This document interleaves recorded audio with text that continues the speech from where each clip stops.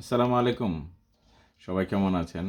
তো সবার উদ্দেশ্যে একটা কথা, যারা আমাকে বলছেন আমি জামাত ইসলামকে সমর্থন করি, তারাই একসময় আমাকে বলতে যে আমি বিএনপির সমর্থক ছিলাম, যখন আমি আওয়ামী লীগের বিরুদ্ধে কথা বলেছি।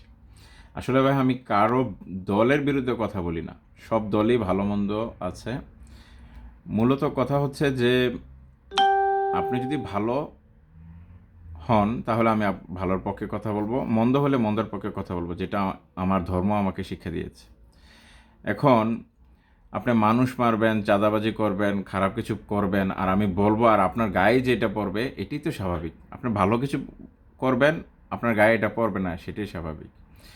আরেকটা বিষয় সেটা হচ্ছে যে রাজার ছেলে রাজা হবে, মন্ত্রীর ছেলে মন্ত্রী হবে বা প্রধানমন্ত্রী হবে, বা তার স্ত্রী হবে, তার মেয়েরা হবে, তার ছেলেরা হবে।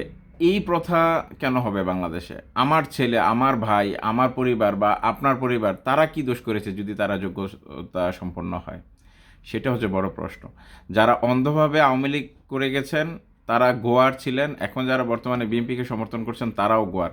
একটু চোখ খুলে দেখেন আশেপাশে কি ঘটতেছে, কেন সমর্থন করতেছেন বা কেনই বা সমর্থন করবেন না, সেটা দেখেন।